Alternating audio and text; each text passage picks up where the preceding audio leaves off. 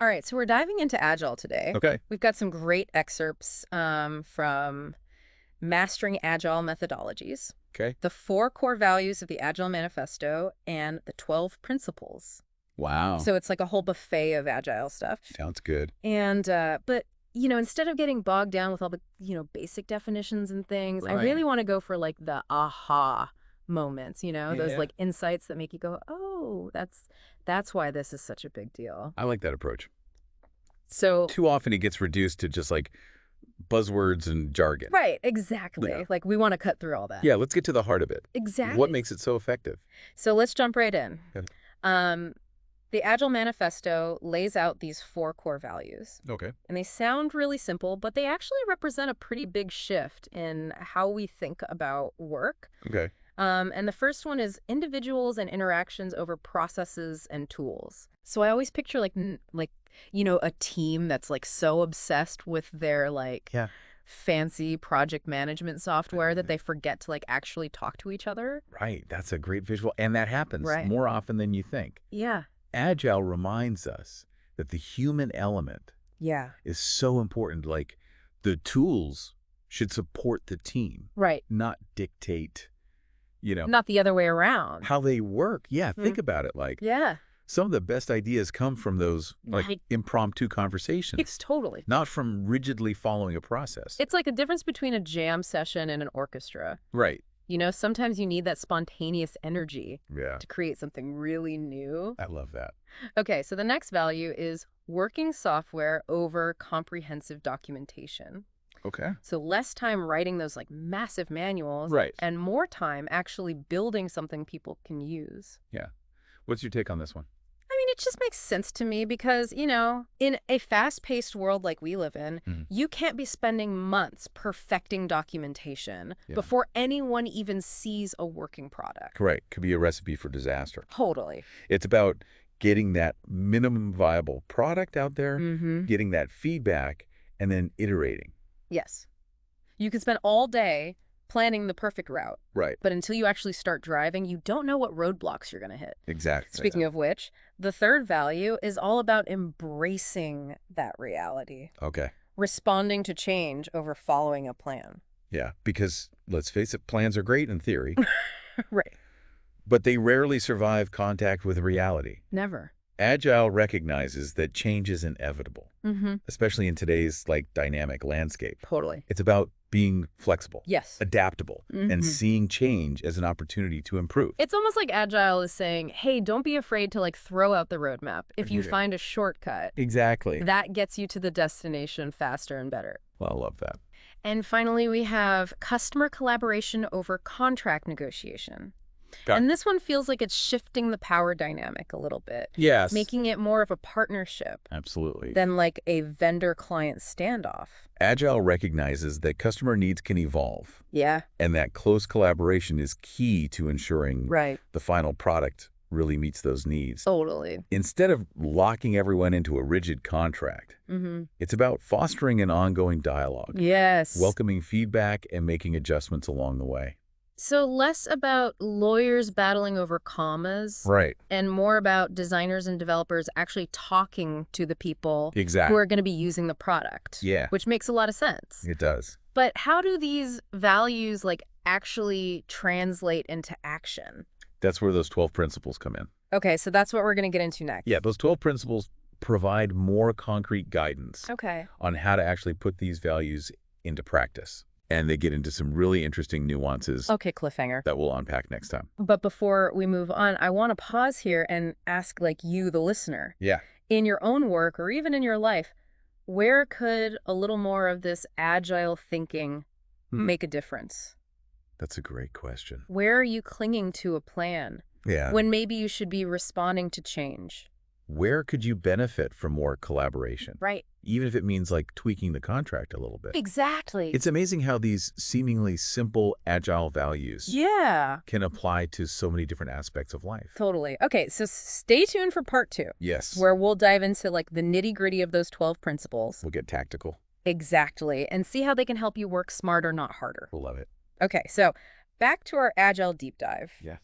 Last time we were talking about the 4 core values Right. of the Agile Manifesto. Uh-huh. So now let's get into the 12 principles. Okay. These are kind of like the, practical guidelines. Mm-hmm. For actually, like, living those values. Yeah, I I like to think of them as like the tactical maneuvers you make on the Agile battlefield. I like that. And the first one is all about like winning the war Right. by satisfying your customers. All right. So the principle states that our highest priority is to satisfy the customer through early and continuous delivery of valuable software. So not just delivering software. That's right. It has to be valuable, and it has to be early and often. Exactly. This is like flipping the traditional project management model on its head. It is. Instead of like the big dramatic reveal after months of development. Yeah. You're giving the customer a taste early on. Exactly. Think of it like a chef offering taste tests. Okay. Throughout the cooking process. Instead of just presenting the final dish at the end. Right. That constant feedback loop is crucial. Yeah. To make sure you're creating something the customer actually wants. And I imagine that early feedback can save you. Oh, yeah. A lot of headaches down the line. So many. Yeah, if you're way off track, you find out sooner rather than later. Big time. It's like course correcting during a road trip. Yes. Instead of ending up in the wrong state. I love that analogy.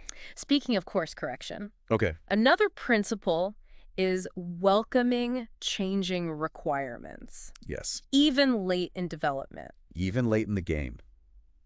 This one can be tough. This one can be really tough. For teams that are used to, like, rigidly sticking to the plan. Sticking to the plan. Yeah. I can see how that would make some people nervous. For sure. But the reality is that sometimes the best ideas emerge after you've started building. Absolutely. It's like you start sketching a portrait. Okay. And halfway through you realize, hey, this person actually has a mischievous glint in their eye. Right. Like, I need to capture that. Yeah, you got to capture that. And Agile gives you the freedom to make those changes. Right.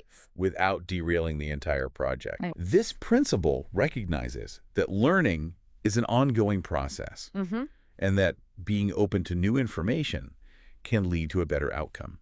So it's about embracing that aha moment. Yes. Even if it means going back to the drawing board a little bit. Love it. Okay, what else we got? Right, so the next principle kind of builds on this idea of continuous delivery, deliver working software frequently from a couple of weeks to a couple of months. Okay. With a preference to the shorter time scale. So no more hiding away in the development cave for months on end. Exactly. You're constantly putting out new versions, getting feedback and refining. I can see how this would keep everyone motivated and engaged, Yeah, and it gives you more opportunities to celebrate those small wins, which can be a huge morale booster for the team. Totally. It's like instead of waiting for that big graduation ceremony at the end of college, you get to have a mini celebration after each semester. Exactly. I love that. All right. Keep this momentum going. What's next? Another crucial principle. Okay. Highlights the importance of collaboration. So this one says business people and developers must work together daily. Okay. Throughout the project. So this breaks down the traditional silos. It does. Between departments. Yes. Yeah. Fosters a sense of shared ownership. No more like us versus them mentality. Exactly. Everyone's on the same page. Right. We're working towards that common goal. I imagine this can be a real game changer. It can. In terms of communication and efficiency. Absolutely. And that leads us to a principle. Okay. That really emphasizes the human element of Agile.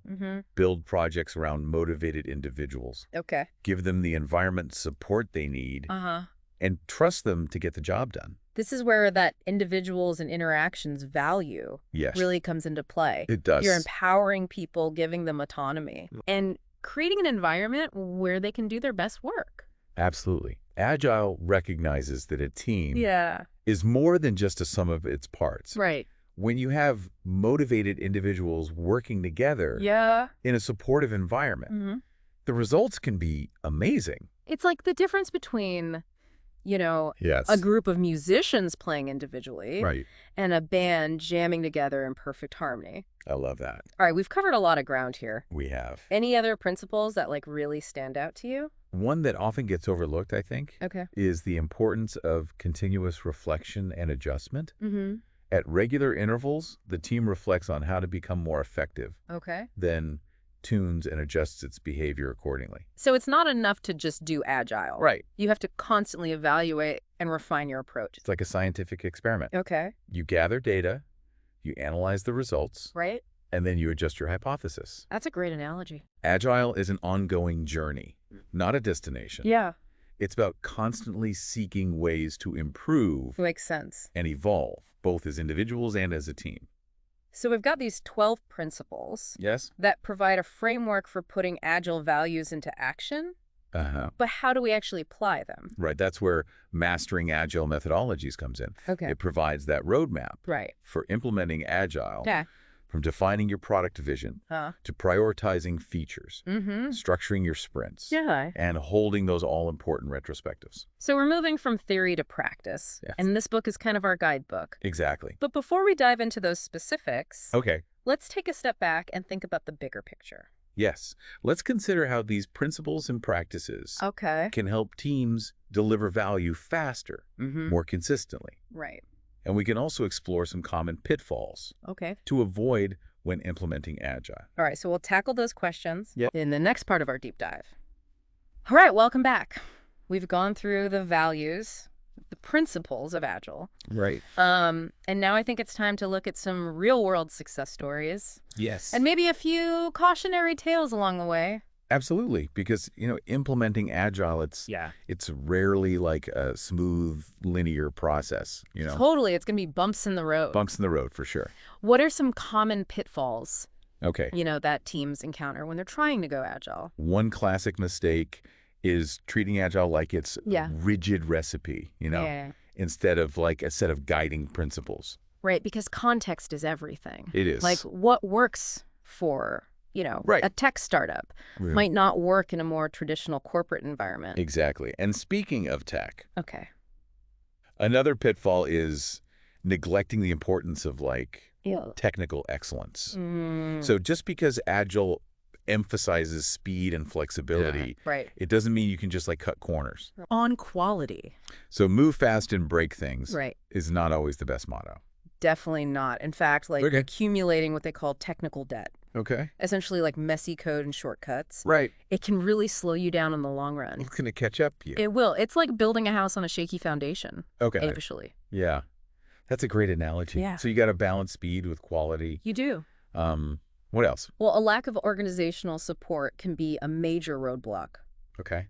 Agile thrives in an environment where everyone from leadership down embraces the mindset. Makes sense. You can't expect a team to be agile if they're constantly, battling bureaucracy or resistance from the higher ups. It's like trying to do yoga in a straitjacket. Exactly. And then on an individual level, one common mistake is thinking Agile means no documentation. So it's not an excuse to just wing it. It's not Agile values. Working software over comprehensive documentation. But that doesn't mean you should just throw documentation out the window. Got it. It's about finding that balance. Okay. And I imagine complacency can be a pitfall too. It can be. Just because you've implemented Agile doesn't mean you can just rest on your laurels. Exactly. That's why that principle of continuous improvement is so crucial. Agile is all about reflecting, adapting, and constantly seeking ways to work smarter, not harder. So it's a journey, not a destination. It is. Always striving to, always improving. Get to that next level. Yes. Okay, so we've talked about the pitfalls. We have. Now let's look at some, real-world success stories. Okay, let's start with Spotify. Okay. Which has really embraced Agile principles to create a highly innovative and adaptable culture. Okay. They've implemented this unique organizational structure based on squads, tribes, chapters, and guilds. Okay, that sounds a little bit like a fantasy novel. It does. But I'm intrigued. But it's very effective. So okay, break it down for us. Squads are small, cross-functional teams. They operate like mini startups within the company. Okay. They have end-to-end responsibility for a specific feature or product area. So we're self-contained units? They are. With all the skills they need to get stuff done? Exactly. That's the idea. That sounds pretty empowering. And multiple squads working on related areas are grouped into tribes, allowing for greater alignment and coordination without sacrificing autonomy. So you're getting that flexibility and focus exactly all at the same time. Yes. What about those chapters and guilds? Okay, yeah, what about those? Okay, chapters are groups of people with similar skills, but from different squads. Okay. So you might have a chapter of designers or a chapter of data scientists. Okay. This allows for knowledge sharing and professional development across teams. So you're maintaining that expertise. You are. But you've still got people embedded in those Exactly. nimble little squads. Yes, and then guilds Okay. are communities of interest Okay. that cut across the entire organization. So anyone can join a guild based on like their interests or passions. So it's connecting people with shared interests and encouraging that, like, it's cross-pollination of ideas. Cross-pollination. I like that. But I love how this model blends like structure and fluidity. Yeah, it does. What's fascinating about Spotify's approach is that it allows them to move fast and adapt to this ever-changing music industry landscape. Right. It's a great example of how tailoring Agile to your specific needs can yield like amazing results. It shows that Agile isn't a one-size-fits-all. It's not. You got to experiment and see what works for you. Exactly. Now let's jump to a completely different industry. Okay. Healthcare. Okay. Seattle Children's Hospital has been using Agile to transform their approach to complex medical procedures. Agile in the operating room. Yeah? That's not something you hear every day. It's not. It might seem counterintuitive. Right. But it's actually a brilliant application of Agile principles. How so? They've created these multidisciplinary teams that work together closely to plan and execute procedures. Okay. Using visual management tools to track progress and identify bottlenecks. So instead of like the surgeons and the nurses and the anesthesiologists all working in silos, they're all like one team. They're all part of a tightly integrated team. Okay. And they've incorporated daily huddles. Okay. Inspired by those Agile stand-up meetings to ensure that like everyone is on the same page. So that fosters communication, reduces errors. It does. And ultimately better patient outcomes. Exactly. That's the goal. That's a powerful example of how Agile can be adapted to even the most critical and complex environments. It really expands our understanding of its potential. It does. So what's next for Agile? Where's this Agile train headed? Ooh, good question. One exciting trend is the rise of what they're calling scaled Agile. Okay.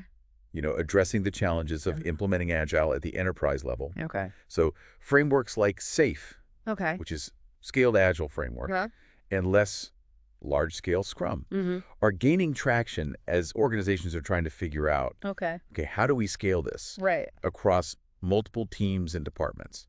As Agile moves beyond small teams, you need a way to kind of, you need ways to coordinate those efforts. To coordinate and keep everyone aligned. Exactly. What else is on the horizon? We're also seeing Agile integrate with other methodologies and technologies.